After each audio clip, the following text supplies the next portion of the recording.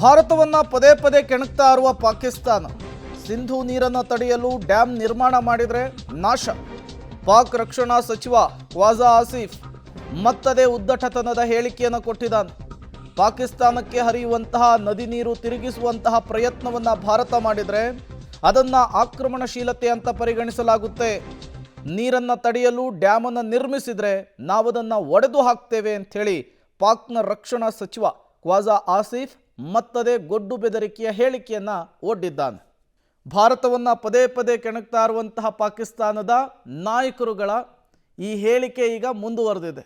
ಒಂದು ಕಡೆ ಪಾಕಿಸ್ತಾನದ ಸಂಸದ ಹೇಳ್ತಾನೆ, ಭಾರತ ನಮ್ಮ ವಿರುದ್ಧ ಯುದ್ಧವನ್ನು ಸಾರಿದರೆ ನಾನು ಇಂಗ್ಲೆಂಡಿಗೆ ಓಡಿ ಹೋಗ್ತೀನಿ ಅಂಥೇಳಿ.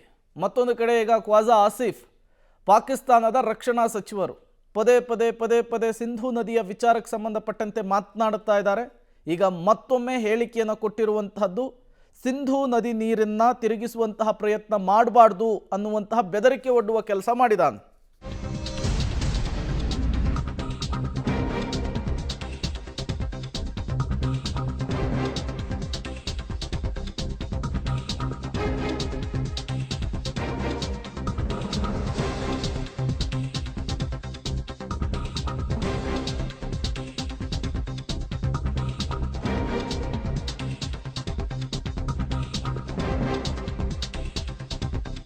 ಭಾರತಕ್ಕೆ ಪಾಕಿಸ್ತಾನದಿಂದ ಪರಮಾಣು ದಾಳಿಯ ಬೆದರಿಕೆ.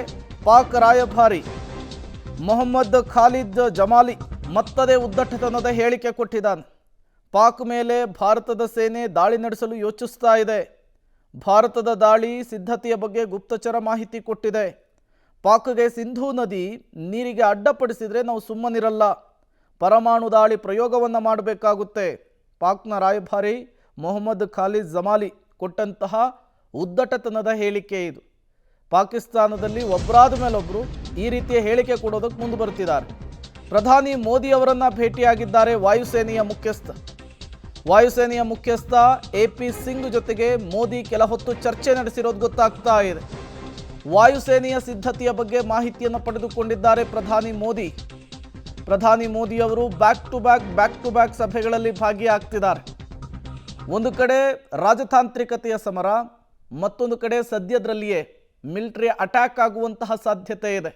ಇದರ ನಡುವೆ ಪ್ರಧಾನಿ ನರೇಂದ್ರ ಮೋದಿಯವರು ಇವತ್ತು ವಾಯುಸೇನೆಯ ಮುಖ್ಯಸ್ಥರನ್ನು ಭೇಟಿಯಾಗಿ ಚರ್ಚೆಯನ್ನು ನಡೆಸಿರುವಂಥದ್ದು. ಮತ್ತಷ್ಟು ಡೀಟೇಲ್ಸನ್ನು ಕೊಡ್ತಾರೆ ಶಬ್ಬೀರ್, ನೇರ ಸಂಪರ್ಕದಲ್ಲಿ ಜಾಯಿನ್ ಆಗಿದ್ದಾರೆ. ಶಬ್ಬೀರ್, ಒಂದು ಕಡೆ ರಾಜತಾಂತ್ರಿಕತೆಯ ಸಮರ, ಮತ್ತೊಂದು ಕಡೆ ಇವತ್ತು ಸೇನಾ ಮುಖ್ಯಸ್ಥರನ್ನು ಭೇಟಿ ಮಾಡುವಂತಹ ಕೆಲಸಕ್ಕೂ ಕೂಡ ಮೋದಿ ಮುಂದಾಗಿದ್ದಾರೆ. ಏನಿದು ಲೆಕ್ಕಾಚಾರ ಅಂಥೇಳಿ ಸದ್ಯದರಲ್ಲಿಯೇ ಇದೆಯಾ ಮಾರಿ ಹಬ್ಬ ಅಂತ?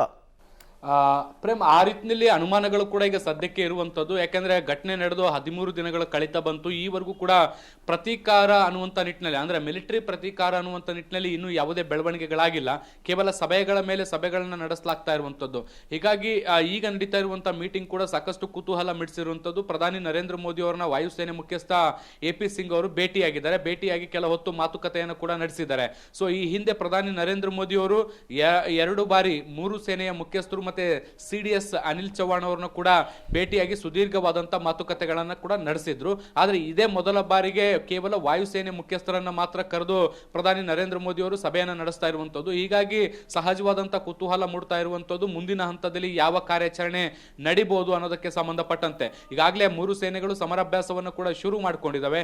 ಯಾವುದೇ ಸಂದರ್ಭದಲ್ಲೂ ಕೂಡ ದಾಳಿಗೆ ಕೂಡ ತಯಾರಾಗುವಂತಹ ಸಿದ್ಧತೆಗಳನ್ನು ಕೂಡ ಮಾಡ್ಕೊಳ್ತಾ ಇರುವಂತದ್ದು. ಪ್ರಧಾನಿ ನರೇಂದ್ರ ಮೋದಿ ಅವರು ಕೂಡ ಈಗಾಗಲೇ ಪೂರ್ಣ ಪ್ರಮಾಣದ ಅಧಿಕಾರವನ್ನು ಕೂಡ ಸೇನೆಗೆ ಕೊಟ್ಟಿದ್ದಾರೆ. ಸೊ ಹಾಗಾಗಿ ವಾಯುಸೇನೆ ಏನಾದರೂ ತಯಾರಿಗಳನ್ನ ಮಾಡಿಕೊಂಡು ಅದನ್ನ ಪ್ರಧಾನಮಂತ್ರಿಗಳ ಮುಂದೆ ಪ್ರಸ್ತುತಪಡಿಸುವಂತಹ ಕೆಲಸ ಏನಾದರೂ ಮಾಡ್ತಾ ಇದೆಯಾ ಅನ್ನುವಂತಹ ಒಂದಿಷ್ಟು ಪ್ರಶ್ನೆಗಳು ಕೂಡ ಈಗ ಎದ್ದೇಳ್ತಾ ಇರುವಂತದ್ದು. ಒಂದು ಕಡೆ ಪಾಕಿಸ್ತಾನದಿಂದ ಉದ್ದಟತನದ ಹೇಳಿಕೆಗಳು ಬರ್ತಾ ಇದಾವೆ. ಸೊ ಈ ಹೇಳಿಕೆಗಳ ಬೆನ್ನಲ್ಲೇ ಈಗ ಭಾರತದಲ್ಲೂ ಕೂಡ ತಯಾರಿಗಳು ನಡೀತಾ ಇರುವಂತದ್ದು. ಈ ಮೀಟಿಂಗ್ ಬುಡ್ ಕೂಡ ಬಹಳಷ್ಟು ಕ್ರೂಷಿಯಲ್ ಅನಿಸ್ಕೊಳ್ತಾ ಇದ್ದು ಮುಂದಿನ ಹಂತದಲ್ಲಿ ದಾಳಿಗೆ ಇದು ಪೂರ್ವ ತಯಾರಿನಾ ಅನ್ನುವಂಥ ಪ್ರಶ್ನೆಗಳು ಕೂಡ ಇದಾವೆ. ಪ್ರೇಮ್, ಓಕೆ, ಹಾಗೆ ಸಂಪರ್ಕದಲ್ಲಿರಿ ಶಬ್ಬೀರ್, ಮತ್ತಷ್ಟು ಡೀಟೇಲ್ಸನ್ನು ನಿಮ್ಮಿಂದ ಪಡೀತಾ ಹೋಗ್ತೀನಿ.